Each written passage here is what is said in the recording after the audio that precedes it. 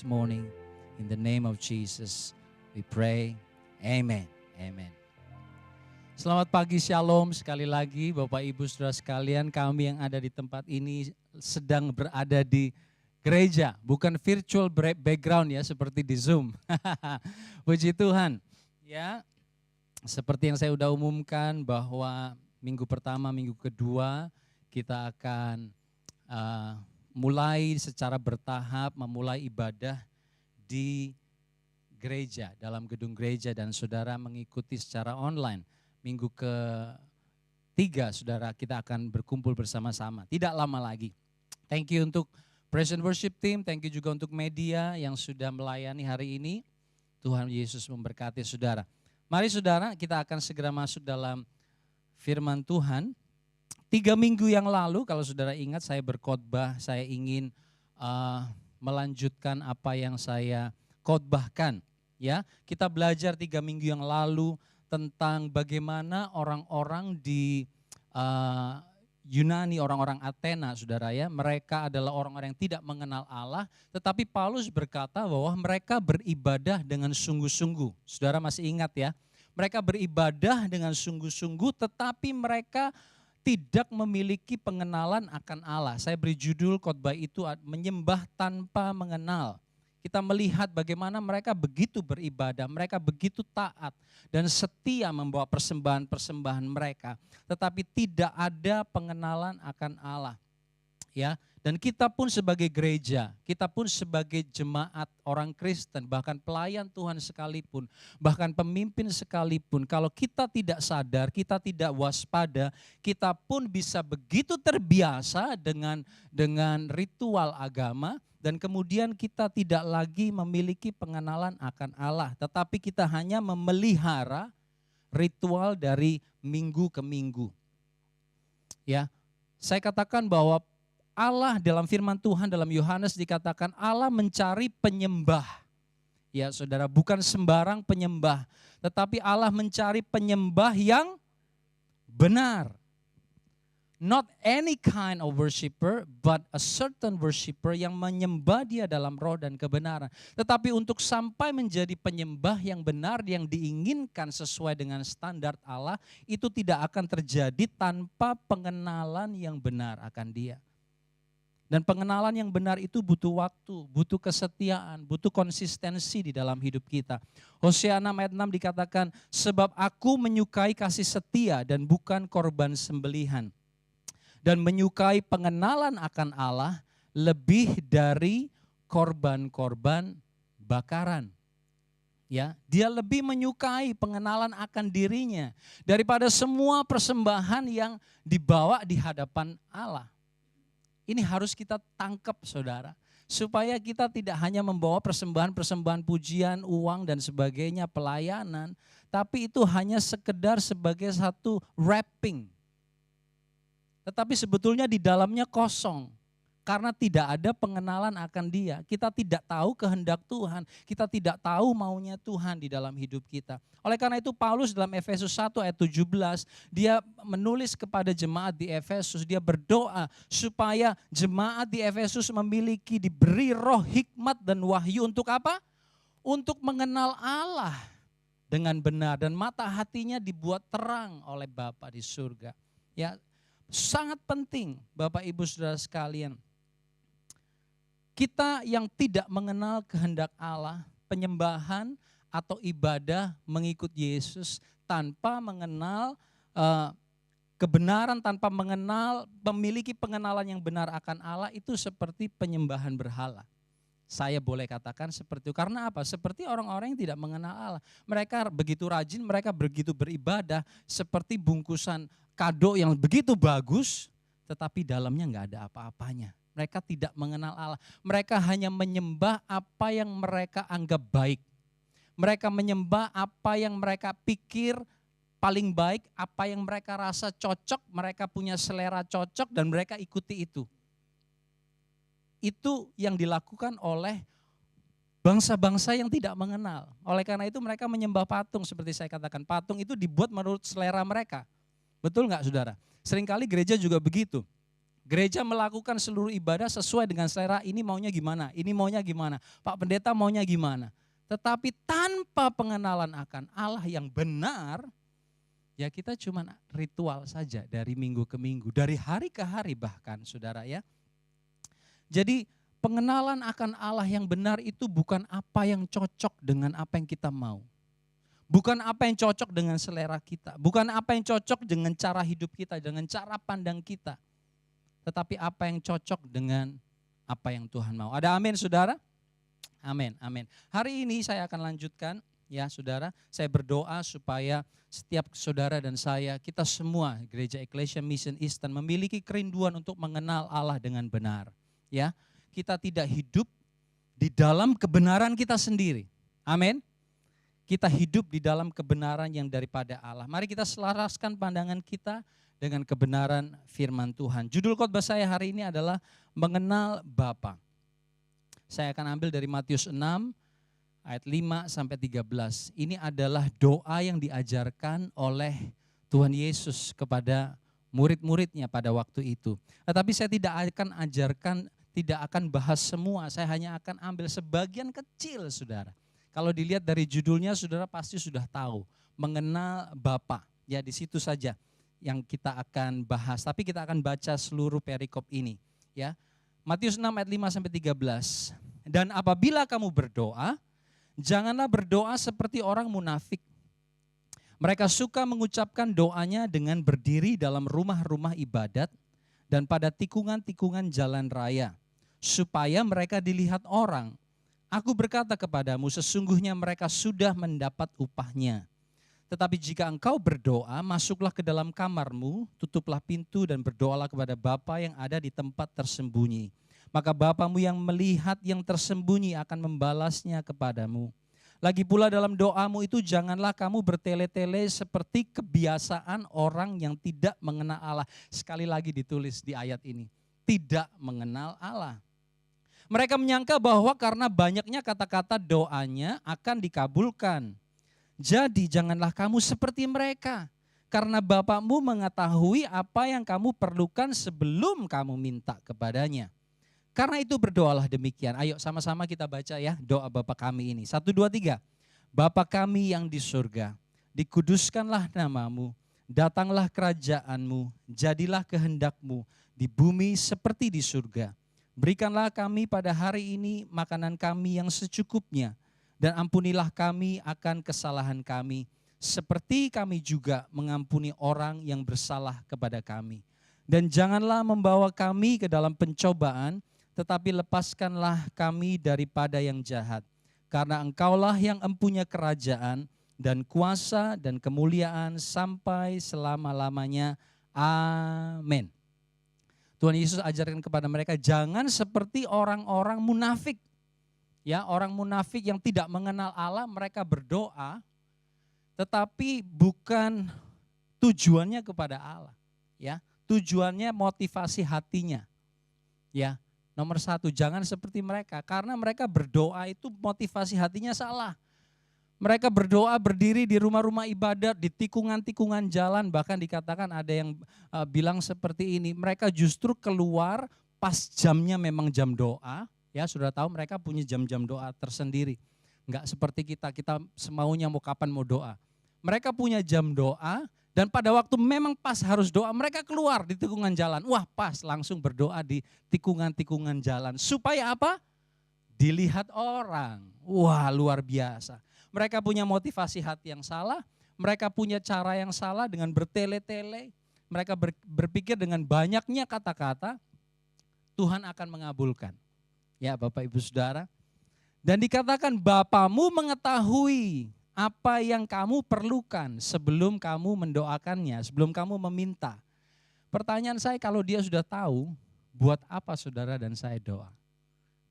Ya, udah tahu kok, dia udah tahu isi hatiku, betul nggak saudara? Ya, tetapi saya percaya Yesus tetap mau kita berdoa karena itu dia ajarkan untuk mengetuk, untuk minta, untuk cari, untuk ketok. Betul ya, dan Yesus sendiri memberi contoh kepada kita bagaimana berdoa. Dia pun berdoa semalam-malaman, Bapak Ibu Saudara sekalian. Saya percaya Yesus bukan mengajar doa Bapa kami ini hanya supaya mereka bisa berdoa. Karena di Injil Lukas dikatakan para murid ini minta diajar karena murid-murid Yohanes minta kepada Yohanes Pembaptis untuk diajar berdoa. Dan Yesus ajarkan ini bukan semata-mata supaya mereka bisa kompetisi dengan murid-murid yang lain, murid-murid Yohanes Pembaptis, saudara ya. Saya percaya bukan itu. Saya percaya juga Yesus tidak ajarkan doa ini as one fits all. Harus didoakan untuk segala situasi.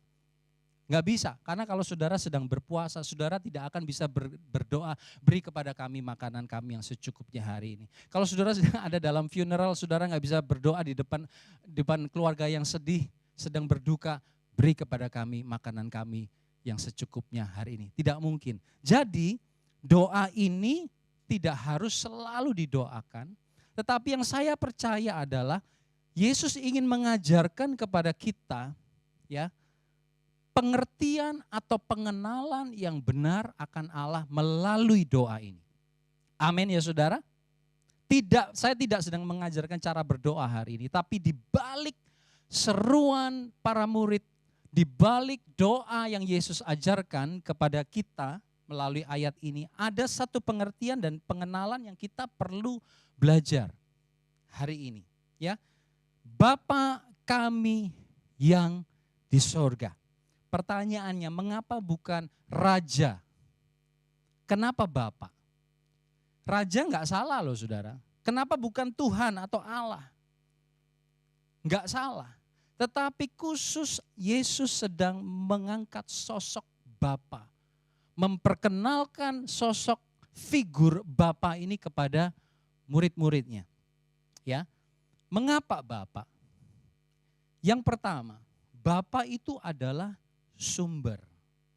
Katakan sama-sama, sumber. Yang di rumah saudara ya, sumber. Yesus mengangkat sosok Bapa ini ya saudara kepada murid-muridnya karena di dalam tradisi Yahudi, seorang pria atau lebih khususnya seorang bapa itu punya peran yang sangat penting dalam kebudayaan mereka. Bangsa Yahudi adalah bangsa yang paternalis, di mana sosok pria, sosok bapa itu sangat penting dihormati sehingga posisi wanita dan anak-anak itu menjadi kelas 2. Ya, kita tahu semua, kalau saudara baca Alkitab, semua garis keturunan silsilah itu enggak ada nama ibu, kecuali tertentu di silsilah Yesus. Semua itu nama bapak, anak laki, nama bapak, anak laki, nama bapak, anak laki.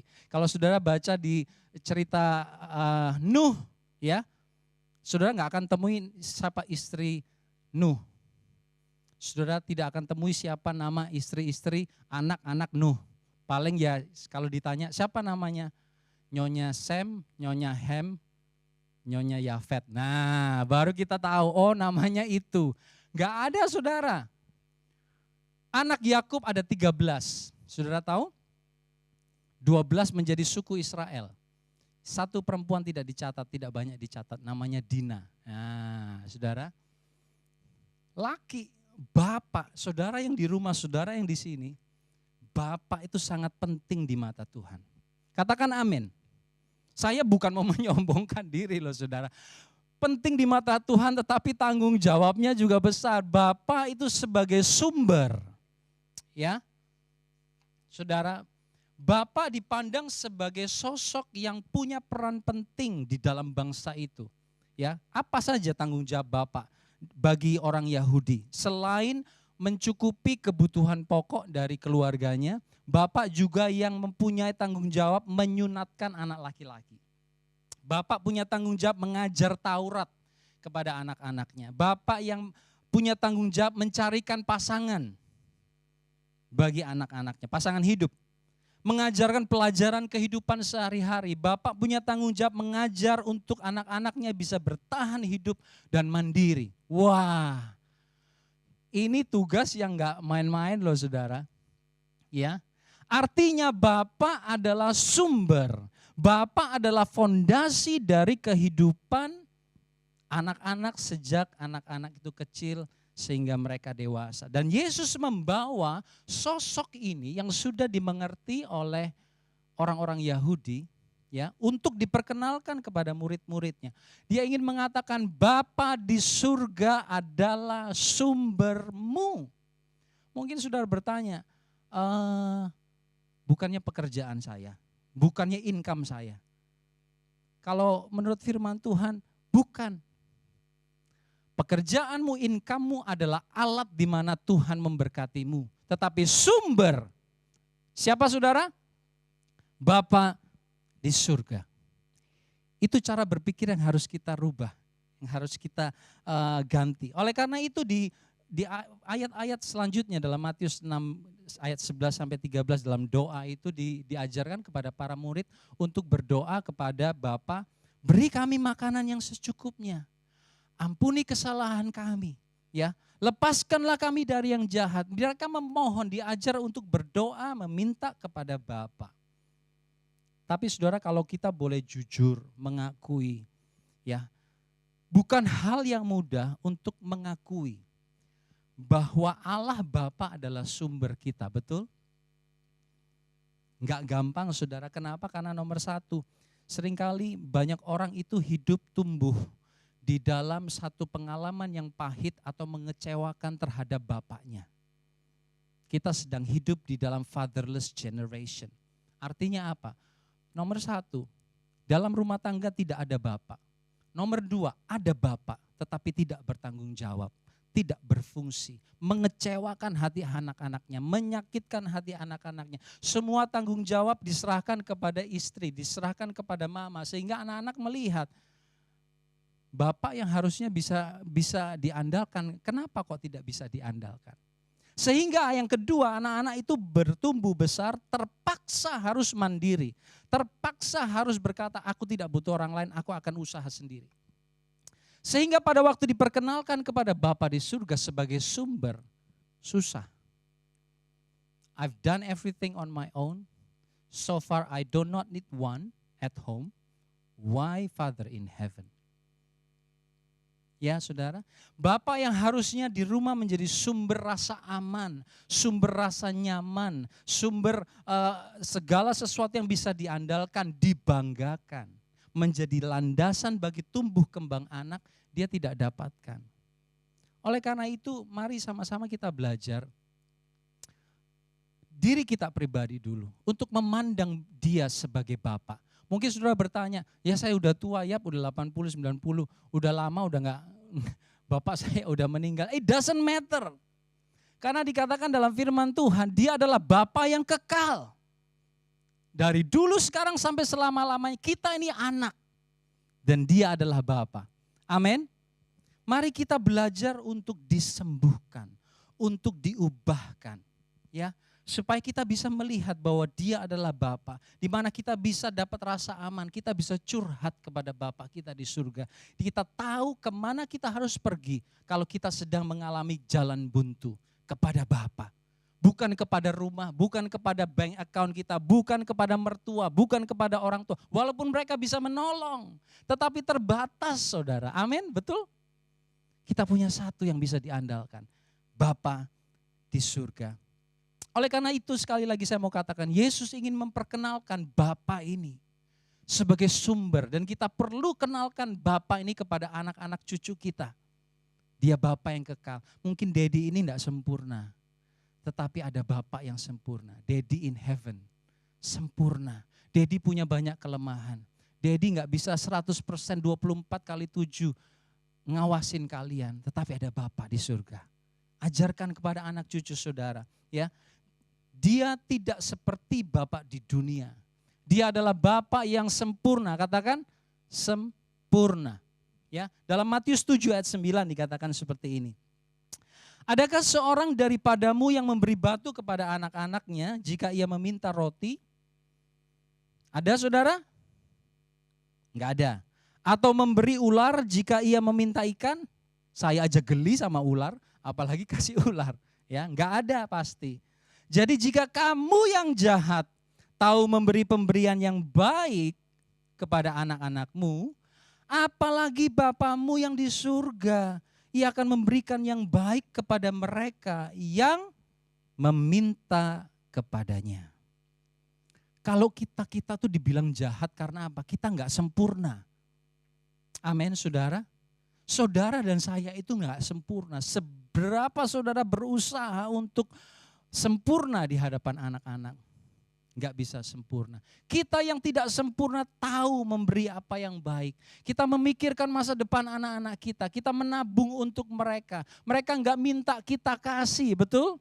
Mereka mintanya yang jahat. Permen terus merusak gigi. Kita kasihnya sayur terus buat kesehatan mereka, benar nggak? Kita yang tidak sempurna tahu memberi apa yang baik. Apalagi Bapa yang di surga, Bapa yang sempurna. Mari kita belajar pagi hari ini mengenal Bapa dan mengajarkannya kepada mereka. Karena tanpa pengenalan yang benar akan Bapa di surga, sekalipun kita berkata kita ini ada di dalam Kristus, kita ada di dalam Yesus, tetapi kita tidak bisa menikmati segala kelimpahan yang Dia sediakan. Percaya saudara, sekalipun kita ini udah Kristen lama, pelayanan setia, tapi tanpa pengenalan yang benar akan Bapa, kita nggak bisa menikmati semua yang Dia sudah sediakan. Kita akan belajar dari sebuah contoh. Ya saudara, suatu hari ada seorang ayah yang kaya, pengusaha kaya. Ya, punya ternak, punya karyawan sebegitu banyak, lahan yang besar. Dan dia punya 2 anak laki-laki. Anak laki-laki yang hidup di dalam kenyamanan, di dalam kelimpahan, di dalam perlindungan rumah papanya. Enak toh saudara? Kaya loh bapaknya. Ya saudara, satu hari gak tahu kenapa si adik ini mungkin karena pergaulan yang buruk, dia kepengen independen, bebas. Kurang apa bapaknya? Tetapi dia kepengen hidup bebas, kepengen mengatur hidupnya sendiri. Lalu dia minta kepada bapaknya, kasih duit dong. Daddy, aku ingin bebas mengatur diriku sendiri. Kasih duit, bagianku mana? Lalu dia pergi dan menghamburkan harta atau uang yang dikasih oleh dedinya. Ya saudara. Nah, lah kakaknya Koko, si Koko adalah Koko yang baik, Koko yang alim, yang tinggal di rumah, ya bantu papanya. Mungkin di rumah kita ada yang seperti ya, satu rada-rada bandel, satunya yang baik. Benar enggak saudara kalau 2 anak? Pasti ada yang bertolak belakang. Enggak macam-macam, maunya di rumah aja, ya saudara. Tetapi selama dia tinggal dengan ayahnya, di dalam kenyamanan, di dalam semua penyediaan, dia gagal fokus. Dia tidak bisa melihat bahwa ayahnya ini adalah ayah atau bapak sebagai sumber hidupnya. Kita akan baca di dalam firman Tuhan. Saudara pasti sudah tahu ceritanya ya. Apa? Anak yang terhilang. Kita akan belajar dari anak yang sulung. Udah tinggal bertahun-tahun di rumah ayahnya, dia gagal fokus. Dia tidak bisa mengenali ayahnya ini seperti apa. Kenapa sih dia begitu baik kepada adikku? Diminta duitnya dikasih. Adikku mau pergi dilepas. Begitu generous bapakku ini. Dia tahu, tapi dia seakan-akan tidak sesungguhnya tidak punya pengenalan yang benar akan bapaknya. Dia berkata seperti ini di dalam Lukas 15 ayat 29. Pada waktu adiknya balik, udah habis semua hartanya, adiknya balik, bapaknya begitu senang saudara ya, dia adakan pesta, Kokonya pulang rumah, dengar ada pesta buat adiknya yang kurang ajar, marah dia nggak mau masuk rumah. Ya, kemudian dia berkata begini kepada bapaknya, telah bertahun-tahun aku melayani bapak dan belum pernah aku melanggar. It sounds like a good Christian, bukan? Orang Kristen yang baik, ya. Bertahun-tahun aku banting tulang melayani Bapak, do the right thing. Ya, aku tidak melanggar perintah Bapak. Tetapi kepadaku belum pernah Bapak memberi seekor anak kambing. Yang dimau cuman anak kambing. Padahal bapaknya bisa bikin pesta dengan anak lembu tambun. Tetapi dia bertahun-tahun kerja, dia tidak mengenali bapaknya, bahwa bapaknya itu so generous. Kalau dia minta aja, dikasih enggak saudara? Kasih, saudara langsung kasih, pasti dikasih. Loh, kenapa dia enggak minta? Kenapa dia harus banting tulang seperti mental seorang karyawan? Karena dia tidak mengenal siapa bapaknya sebenarnya. Dia memposisikan dirinya sebagai karyawan seperti yang lain. Dia tidak berani minta, dia cuma jaga supaya image-nya tetap bagus. Dia merasa seperti dia tidak punya bagian di dalam keluarga itu sehingga dia tidak minta. Dia cuma mengharapkan seekor anak kambing. Seekor anak kambing aja gak dikasih loh, minta. Kamu kan anakku. Dia tidak bisa melihat bahwa bapaknya adalah sumber di dalam kehidupannya. Lalu ayahnya berkata, bapaknya berkata ayat 31, anakku, engkau selalu bersama dengan aku. Dan segala kepunyaanku adalah kepunyaanmu. Aku nih sumbermu.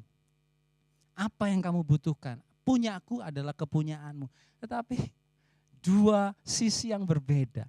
Si bapak ini menjadi sumber tapi anak tidak bisa melihat sumber itu di dalam bapaknya. Oleh karena itu seperti yang saya katakan, tanpa pengenalan yang benar akan Bapa, kita walaupun ada di dalam Yesus tidak bisa menikmati kelimpahan yang Dia telah sediakan. Kita akan menjadi seperti anak sulung yang selalu iri kepada orang lain. Orang lain yang sudah sepertinya harusnya tidak bisa diberkati, harusnya saya harus lebih diberkati. Kita selalu compare dengan orang lain, karena kenapa Tuhan berkati orang lain, Tuhan tidak berkati saya. Itulah anak sulung yang tidak punya pengenalan yang benar akan Bapa. Selalu merasa tidak layak ada di rumah Bapaknya, ada di dalam Yesus, tetapi selalu merasa saya tidak dikasih. Ya saudara, tapi hari ini firman Tuhan ingin katakan kepada saudara, Bapa adalah sumbermu. Amin saudara, katakan kepada dirimu sendiri, Bapa adalah sumberku. Bapa adalah sumberku. Yang kedua, kenapa Bapa? Mengapa Bapa? Yang pertama adalah Bapa merupakan sumber. Yang kedua, Yesus ingin mengajarkan dengan Bapa ini adalah hubungan.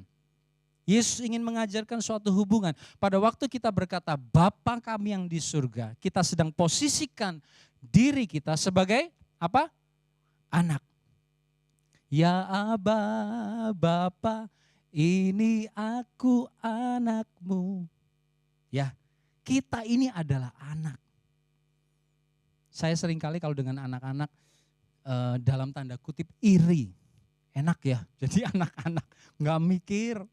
Ya, tinggal minta-minta aja. Kita yang mesti mikir gimana caranya memberi yang terbaik kepada anak. Betul saudara? Oleh karena itu saya katakan kepada Tiffany sometimes, ya jangan terlalu banyak, ntar ngelunjak. Saya katakan kepada anak saya yang paling besar, Tiffany, don't worry, you just do whatever you can do your best. The rest, that's my part. You go to school, you belajar dengan baik. Yang lain, yang you cannot do, I will do. Bapa di surga seperti itu. Amin saudara. Dia lebih sempurna dari saya masih jauh saudara ya. Itulah hubungan. Kata Bapa di dalam perjanjian lama ditemukan hanya sebanyak 13 kali. Tetapi kata Bapa di dalam perjanjian baru ada 150 kali Yesus mengajar bahwa Allah adalah Bapa. Dan 30 kali dia mengajarkan bahwa Allah adalah Bapamu. Artinya apa? Yesus ingin membuka kesempatan bagi para murid termasuk kita. Untuk kita punya hubungan dengan Bapa kita di surga. Amin. Kadang-kadang kita kalau hubungan dengan Tuhan, kita seringkali merasa jauh. Betul nggak saudara? Apalagi bilangnya dia raja. King, tadi ya dinyanyikan King, waduh kayaknya kita nggak layak begitu dengan raja. Tetapi jangan lupa dia pun adalah Bapa. Ya saya ingat kalau seringkali bapak-bapak di sini di gereja ini begitu begitu dengan anak-anak tuh begitu dekat, digendong terus, ada yang bapaknya mau dicoreng-moreng selama lockdown terutama. Gak punya kerjaan di rumah, dedinya dibuat alat dandanan ya. difoto, dikirim kemana-mana saudara ya. Dan dedinya mau juga. Seperti itu yang Tuhan rindukan di dalam kehidupan kita. Satu kedekatan. Amin. Satu keintiman. Tidak ada boundary walaupun gak boleh kurang ajar. Benar gak saudara? Ya kita harus tetap hormat kepada Bapa kita di dunia. Begitu juga dengan Bapa kita di surga. Jangan kita hanya datang kalau butuh. Setiap waktu saya melatih walaupun tidak selalu sukses, berhasil, sempurna. Melatih setiap kali ada apa saya katakan, Bapak, Daddy, help. Aku gak bisa. Daddy, I'm afraid, saya takut. Tapi aku tahu engkau bersama denganku. Kita dibuka kesempatan oleh Yesus untuk mengenal dia karena kasihnya itu sempurna. Yeremia 31 ayat 3 dikatakan, aku mengasihi engkau dengan kasih yang kekal. Kasihnya itu tidak pernah habis. Seperti kalau saudara pergi ke laut dan saudara minum air laut, gak pernah habis. Itu masukkan dalam pikiran kita Bapak Ibu Saudara sekalian. Ya, tidak akan pernah habis. Contohnya, tadi kita ngomong anak sulung, sekarang kita ngomong anak bungsu. Anak bungsu ini udah pergi menghabiskan harta ayahnya, ya habis-habisan lah pokoknya, hancur-hancuran hidupnya. Bahkan dia mau makan ampas babi aja, nggak boleh. Artinya apa? Babi lebih penting daripada dia. Babi lebih berharga daripada dia. Di titik terendah di dalam kehidupannya, ting, dia ingat. Karyawan bapakku di rumah jauh lebih enak ya daripada aku. Apa yang dia ingat Bapak Ibu Saudara sekalian? Dia ingat kasih bapaknya. Dia ingat hubungan dengan bapaknya. Baru kebuka betapa generous ayahku itu. Bedanya dengan anak sulung, ya saudara, sudah menikmati semua tapi tidak melihat sisi itu dari ayahnya. Sedangkan anak bungsu ini, dia penuh dengan dosa. Tapi he comes to his senses. Bapakku, hubungan dengan bapak, kasih dari bapaknya yang begitu besar, membuat dia berani untuk pulang kembali dan mencari bapaknya. Saudara kita lihat pada waktu dia pulang dengan malu, dengan bau, dengan terseok-seok mungkin. Apa yang dilakukan oleh bapak ini? Dia nggak nunggu. Dia lari memeluk dan mencium. Saya bayangkan saya kalau ya nggak usah Juda belum mandi lah. Dia baru bangun tidur aja saya suka ciumin dia, cium anak-anak saya sebelum tidur. Sebelum tidur saya ciumin mereka, waktu bangun tidur saya ciumin mereka. Itu saya yang nggak sempurna loh. Apalagi Bapak di surga, aduh saya bayangkan dia kalau kita datang tuh kayak orang baru pulang dari Indonesia, dari Australia pulang Indonesia, cium-cium sana, cium sini saudara ya, bisa bayangin ya. Itu Bapak kita di surga. Ya. Allah mengasihi kita dengan kasih yang sempurna. Dengarkan baik-baik, catat baik-baik. Dia mengasihi kita dengan kasih yang sempurna, yang tidak bisa kita mengerti dengan otak kita. Kita tidak bisa selami dengan pikiran kita. Ya, apa itu kasih yang sempurna? Artinya kasih yang sempurna adalah seperti ini. Tidak ada dosa, kelemahan, kekurangan, kegagalan yang kita bisa, kegagalan kita yang bisa mengurangi kasih Bapa. Seburuk apapun, selemah apapun, segagal apapun saudara dan saya, kasih Allah kepada kita tidak bisa dikurangi. Atau sebaik apapun kita datang kepada Tuhan, kasih Allah kepada kita tidak bisa ditambah. Sudah pol, sudah top markotop orang Indonesia bilang. Dengan anaknya dia berikan, apalagi yang terbaik dia udah berikan, tidak ada lagi yang lain. Itu kasihnya, kita mau maki dia, kita mau lari dari dia, kasihnya tetap sama. Kita mau bawa persembahan, kita mau bawa semua yang kita punya untuk mendapatkan kasihnya dia lebih, gak bisa. Kasihnya tetap sama, kasihnya sempurna. Kalau kasih kita tuh seringkali masih naik turun, betul gak saudara? Anak baik kasih kita naik, anak kurang ajar kasih kita turun. Tetapi mari kita ingat kasih Bapa. Hubungan dia membuka tangannya bagi setiap kita. Mari datang, terima kasihku. Supaya kamu bisa membagi kasih itu kepada orang lain. Ya saudara, dengan pengetahuan yang seperti ini, biarlah ini mendorong setiap kita untuk datang mencari hubungan. Membina hubungan senantiasa dengan Bapa. Karena kalau kita tidak penuh dengan kasih Bapa, mustahil kita bisa bagi kasih itu kepada orang lain. Betul saudara? Kita tidak bisa memberi orang lain apa yang kita tidak punya. Oleh karena itu kita perlu bangun hubungan senantiasa. Pengenalan dengan Allah senantiasa. Dia adalah sumbermu dan sumberku. Dia membuka tangannya buat saudara dan saya setiap waktu untuk kita menerima kasih-Nya, diperbaharui, dipulihkan. Sehingga kita hidup di dalam pengenalan akan Allah dan menikmati segala yang Dia sediakan di dalam kehidupan kita. Amin. Mari sama-sama kita mau responi firman Tuhan pada pagi hari. Kita mau angkat sebuah pujian. Sebuah lagu lama, jadul saudara ya. Zaman dulu, Bapa Surgawi.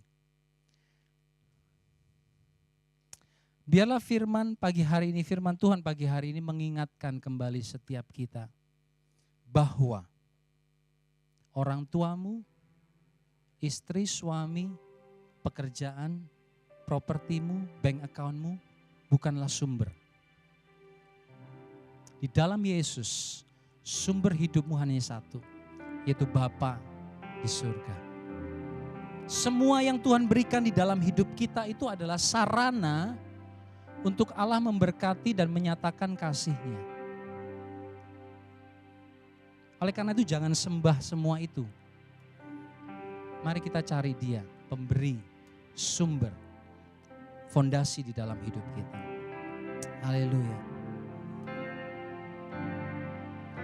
Bapa surgawi, ajarku mengenal betapa dalamnya kasih-Mu.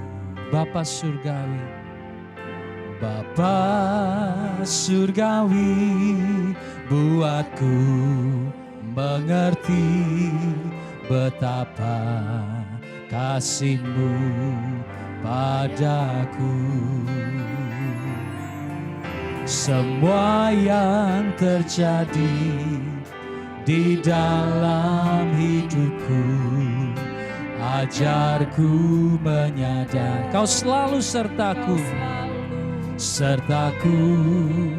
beri hatiku selalu bersyukur padamu, karena rencana-Mu indah bagi.